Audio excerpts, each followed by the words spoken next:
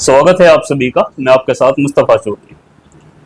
सन 1971 में बांग्लादेश का जन्म होता है। पहले 1971 से पहले बांग्लादेश पाकिस्तान का ही हिस्सा हुआ करता था। पूर्वी पाकिस्तान और पश्चिमी पाकिस्तान। पश्चिमी पाकिस्तान जो अब मौजूद है, जिसकी राजधानी इस्लामाबाद है, और पूर्वी पाकिस्तान जो आज बांग्लादेश के रूप में, जिसको आप जानते हैं। अब ये 1971 में आजाद हुआ पाकिस्तान से, और इसमें सबसे अहम भूमिका रही भारत की। भारत ने बांग्लादेशियों का साथ दिया और 1971 की जंग के दौरान 91,000 पाकिस्तानी सैनिकों ने भारतीय सेना के सामने आत्मसमर्पण कर दिया था। तब से भारत और बांग्लादेश के रिश्ते काफी मजबूत हैं। वो इस चीज का एहसान मानते हैं भारतीयों का, तत्कालीन प्रधानमंत्री इंदिरा गांधी जी का और पूरे भारत का, कि उन्होंने उनकी आजादी की लड़ाई में सहयोग किया। अब जो लोग बांग्लादेश के आजादी में शामिल थे, जो उस वक्त के स्वतंत्रता सेनानी थे बांग्लादेश को आजाद कराने में, उनको आरक्षण दिया गया बांग्लादेश की नौकरियों में 30%। अब काफी समय चला आ रहा था, अब जनता में आवाज उठने लगी कि आरक्षण अब एक पीढ़ी, दो पीढ़ी और तीसरी पीढ़ी को भी मिलता आ रहा है। इसलिए उसके खिलाफ आवाज उठनी शुरू हुई और लोगों में गुस्सा बढ़ता चला गया। मामला सुप्रीम कोर्ट गया और सुप्रीम कोर्ट ने भी उस आरक्षण को जारी रखा 30% से हटाकर 5% पर। लोगों में गुस्सा उबला और वहां पर हिंसा भड़क उठी। इतनी हिंसा भड़की, इतने लोग उपद्रवी हुए कि वहां की प्रधानमंत्री शेख हसीना को आनन फानन में देश छोड़ना पड़ा और वो आज भारत की शरण में। अब इस हिंसा के दौरान काफी संख्या में वहां के लोग मारे गए हैं, हिंदू मारे गए हैं, मुसलमान मारे गए हैं। अब भारत के अंदर चर्चाएं हैं, कितनी हकीकत है कितनी झूठ है, ये हम राणा जी से हम आपको मिलवाएंगे। लेकिन हिंसा तो वहां पर हुई है, लोग तो वहां मरे हैं, मुस्लिम भी और हिंदू भी। भारतीय मीडिया और खास तौर से भारत के अंदर एक चर्चा बनी हुई है कि बांग्लादेश में हिंदुओं का नरसंहार किया जा रहा है।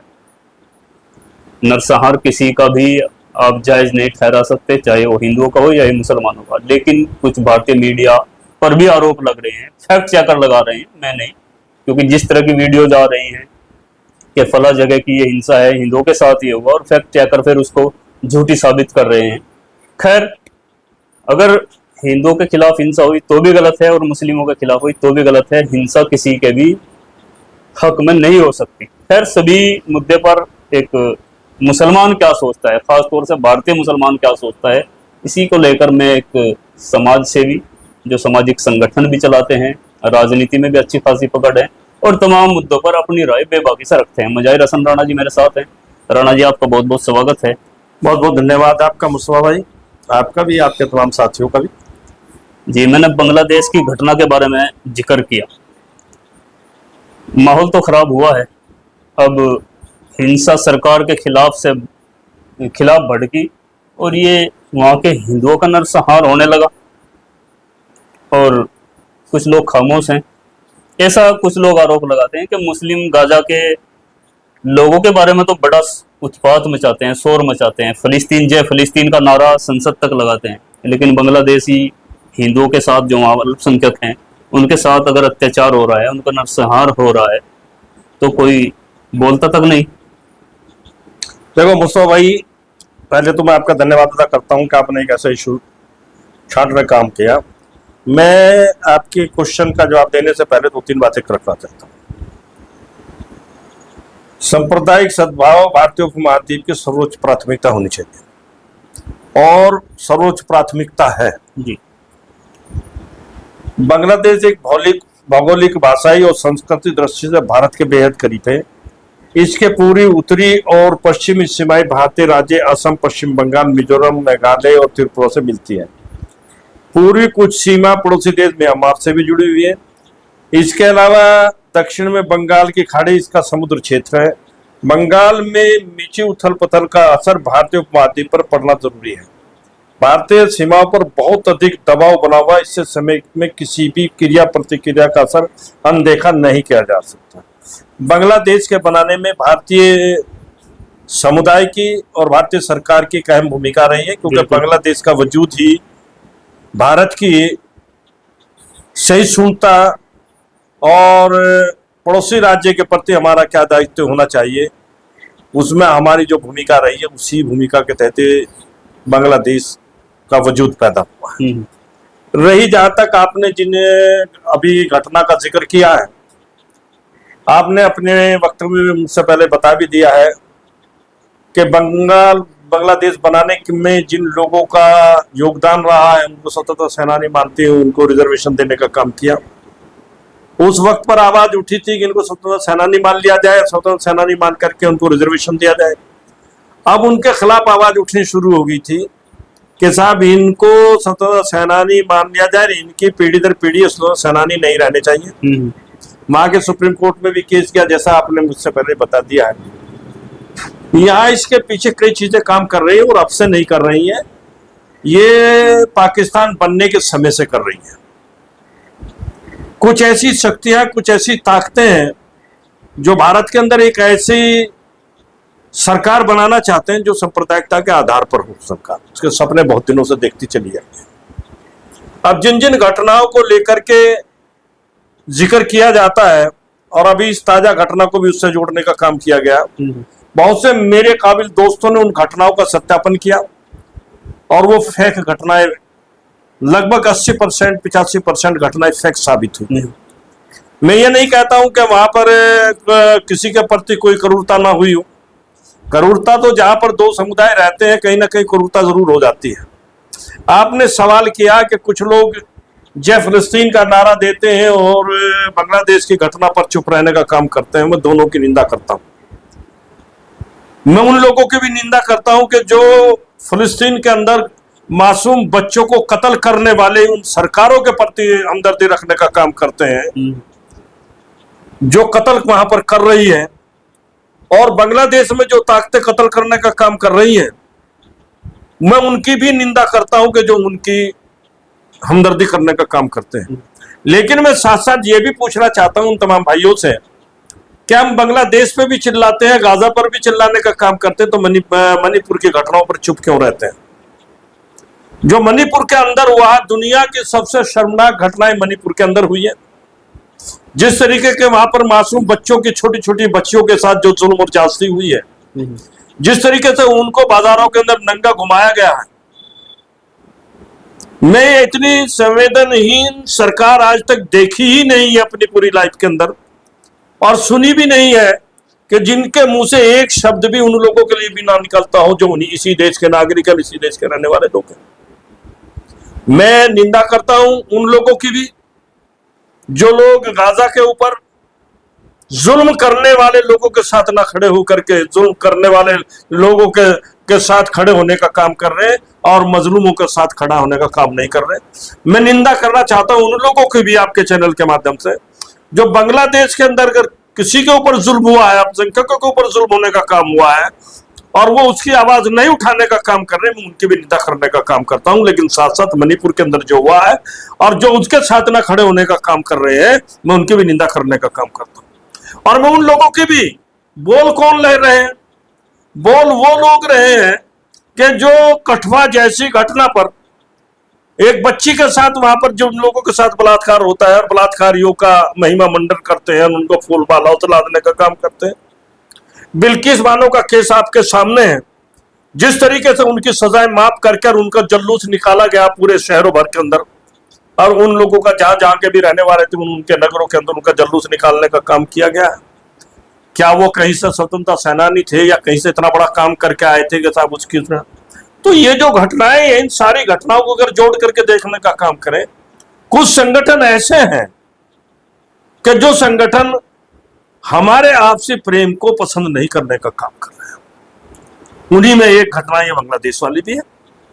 तो जैसे आपने गिनवाया कठुआ, बिल्किस बानो, मणिपुर, अगर इन घटनाओं पर एक पक्ष बोलता है तो दूसरी घटनाओं पर दूसरा ही पक्ष बोलेगा, पहले पक्ष का बोलने का औचित्य नहीं है कुछ? मैंने दोनों की निंदा की, मैंने पक्ष और विपक्ष की बात नहीं की। तो आपका कहने का मतलब है जो बिल्किस बानो पर जश्न मना रहे थे उनके आरोपियों के छोड़ने पर, या कठुआ जैसी घटना पर तिरंगा यात्रा निकाल रहे थे, उनको अब बोलने का हक नहीं है? नहीं बोलना चाहिए। बोलने का हक क्यों नहीं है? लेकिन मेरा सिर्फ इतना कहना है कि यहाँ पर आप हल्ला मचा रहे फेक न्यूज पर। आपने कहीं मंदिर जलता हुआ दिखाने की कोशिश कर रहे हो, वो फेक निकलता है। आप कहीं बॉर्डर पर इकट्ठा होकर के खड़े होने की बात करते हैं, वो फेक निकलता है। आप कहीं पर अंग वस्त्रों को लहराने का काम करते हैं, वो सब एक फिजा को खराब करने का काम करते हैं कि देखो हमारी माँ और बहनों के साथ क्या क्या हो रहा है, वो फेक होने का काम निकलता है। फैक्ट नहीं, मैं कहना है कि जो फैक्ट न्यूज है, जो फैक्ट घटनाएं हैं, उनका फैक्चुअल दिखाया जाना चाहिए, उनका फेक नहीं दिखाया जाना चाहिए, किसी दो समुदाय के बीच में मन मुटाव हो, ये नहीं होना चाहिए। बांग्लादेश की घटना बढ़ा चढ़ाकर भारतीय मीडिया दिखा रही है, भारतीय मीडिया द्वारा प्रायोजित है। तो इससे दंगा बांग्लादेश के अंदर हो रहा है, भारतीय मीडिया को इससे लाभ, भारतीय मीडिया को इसका लाभ है। जो पिछलग्गू सरकार की, डबल इंजन की सरकार के जो पिछलग्गू अखबार है, जो डबल इंजन की सरकार को चलाने वाले, उनको सहयोग करने वाले मीडिया कर्मी हैं, उनको तब तक, क्योंकि उन्हें देख लिया कि अब देश ने करवट बदलनी शुरू कर दी, अब बेरोजगारी पे भी सवाल पूछने लगे लोग, अब कानून व्यवस्था पे भी उंगली उठाने लगे हैं लोग, अब लोग जो बैंकों को लूट करके भाग रहे हैं उनके ऊपर भी उंगली उठाने का काम कर रहे हैं, जो सरकार के निर्णय आ रहे हैं उन निर्णयों के ऊपर भी उंगली उठाने का काम कर रहे हैं, जो लोकसभा के अंदर बिल पेश किए जा रहे हैं उन बिलों को भी रोकने का काम कर रहे हैं जो जनहित में नहीं है। तो अब वो दोबारा से फिर हमारे देश को सांप्रदायिक सद्भावना को खत्म करते हुए सांप्रदायिकता की ओर ले जाने का काम कर रहे हैं। और वो अगर ये सारी न्यूज़ें नहीं देंगे, ये सारे वो जो ना फेक न्यूज नहीं चलाएंगे, क्योंकि आज भी 80-85% लोग ऐसे हैं कि जो उन न्यूज का सत्यापन नहीं करते। अभी कल सहारनपुर में भी कुछ हिंदू संगठनों द्वारा बड़ी संख्या में, सैकड़ों की संख्या में घंटा घर पर जमा हुए और नारेबाजी की। बांग्लादेश के हिंदुओं के समर्थन में लोग इकट्ठे हुए, तो तमाम तरह की नारेबाजी हुई, इस पर क्या कहेंगे आप? मेरा दूसरे भाग में कहना चाहता हूं, हम भी इकट्ठा होंगे उन हिंदुओं के फेवर में बांग्लादेश के, और बांग्लादेश के नहीं, हम दुनिया के तमाम अल्पसंख्यक जहां भी जो अल्पसंख्यक के रूप में रहता है उनके लिए हमें इकट्ठा होना चाहिए, उनके ऊपर हमें जो है आवाज उठानी चाहिए। लेकिन जिस तरीके की नारेबाजी की जा रही है, सांप्रदायिकता की आग भड़काने की जा रही है, एक समुदाय के प्रति नफरत की आग भड़काने का काम किया जा रहा है, ये निंदनीय है। इसकी मैं घोर घटना, इसकी निंदा करता हूं। जहां तक सवाल है, अभी हमारे ही लोगों ने, एक खास विशेष बल के लोगों ने मिलकर के गाजियाबाद के अंदर जो किया है, गाजियाबाद के अंदर हमारे उत्तर प्रदेश के लोग आकर के यहाँ पर अपनी रोजी रोटी कमाने का काम कर रहे थे, वहां पर पड़े हुए थे, उनकी झुग्गी झोपड़ियों को जलाने का काम कर दिया, और उस पर कर दिया कि साहब ये बांग्लादेशी है, लेकिन जबकि वो उत्तर प्रदेश के रहने वाले हैं। भारतीय सरकार ने, पुलिस प्रशासन ने तुरंत कार्रवाई करते हुए जेल के, हम ये कह रहे हैं कि आपको वो तुरंत कार्य करने की जरूरत क्यों आई? क्यों आप उन लोगों को हिंसा भड़काने का मौका दे रहे हो? आप उन लोगों को, वो तो आप ही के तो अनुसांगिक संगठन है जो इस काम को कर रहे हैं, वो किसके अनुसांगिक संगठन है? आप कहिए इन संगठनों से हमारा कोई मतलब नहीं, उन संगठनों पर आप बैन लगाइए। जिस तरीके से आजाद हिंदुस्तान के अंदर सबसे पहला जो बैन लगा था वो आरएसएस के ऊपर लगा था, पटेल, और सरदार पटेल जो सर्वोच्च कुर्सी पर बैठे हुए थे, गृह मंत्री थे, उन्होंने सबसे पहले अगर कोई सांप्रदायिक संगठन कोई घोषित किया तो आरएसएस को किया था, और आज वो आरएसएस का कीड़ा ही सब कुछ कर रहा है। ये घटनाएं क्यों होती है? वो तो तुम्हारे ही तो संगठन है, उन संगठनों को इतनी छूट क्यों है? तो क्या दूसरी तरफ से कुछ किया नहीं जा रहा है? केवल आरएसएस या उसके अनुसंगिक संगठन ही मैं ये कह रहा, जो भी देश के अंदर सद्भावनाओं को बिगाड़ने का हाथ से तो नहीं बचती। मैं दूसरी बात कह रहा हूं, ताली एक हाथ से कभी नहीं बचती, लेकिन कोई हाथ ज्यादा हिलता, कोई हाथ कम हिलता है, ये तो आप मान करके चलेंगे। मैं ये नहीं कह रहा हूं कि आरएसएस और बजरंग दल यानी संगठनों के ऊपर, जो भी सांप्रदायिक संगठन है, आप पहले उनकी पृष्ठभूमि की खोज करके उनको बताओ कि ये सांप्रदायिक संगठन है और इनका ये कारण है, उनके ऊपर सबके ऊपर बैन लगा दीजिए आप। वो चलने ही नहीं चाहिए भारत माता की धरती के ऊपर।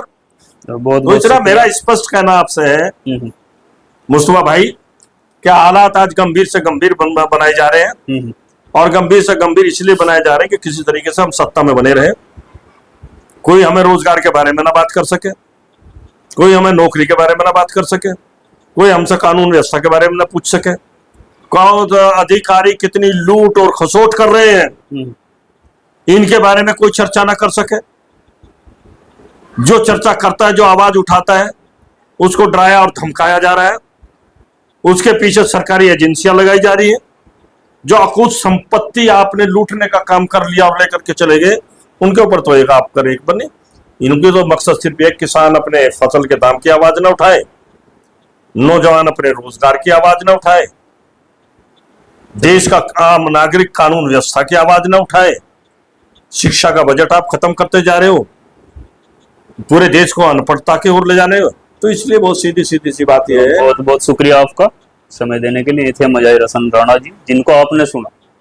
बांग्लादेश के बारे में मैं फिर कहूंगा, जिसके भी साथ गलत हो रहा है, जिसका भी हत्या या नरसंहार किया जा रहा है, वो चाहे कोई भी हो, उसकी कड़ी निंदा की जानी चाहिए। लेकिन फेक न्यूज फैलाकर किसी दूसरे देश का या अपने ही देश का माहौल खराब करना, या किसी अपने ही देशवासियों को कटघरे में खड़ा करना, जैसा कि गाजियाबाद की घटना हुई, या कल सहारनपुर में भी कुछ लोग इकट्ठा हुए और कुछ बातें वहां बोली गई।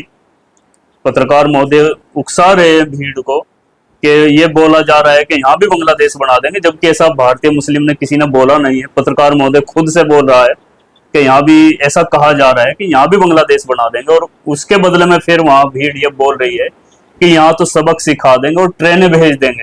ये बड़ी भयानक और घिनौनी स्थिति को जो है आगाह कर रही है। ये स्थिति ना बने, आपसी सौहार्द ना बिगड़े, इसलिए मीडिया को भी, पत्रकार बंधु को भी और आम जन को भी थोड़ा संयम बरतना चाहिए। जहां भी कोई घटना हो उसकी कड़ी निंदा की जानी चाहिए। अगर आप एक पक्ष के जुल्म के खिलाफ बोलते हैं और दूसरे के साथ अगर जुल्म होता है उसकी आप जालिम का समर्थन करते हैं, तो ये आप समझिए कि आप इंसान नहीं है, आप तो फिर जानवर हैं।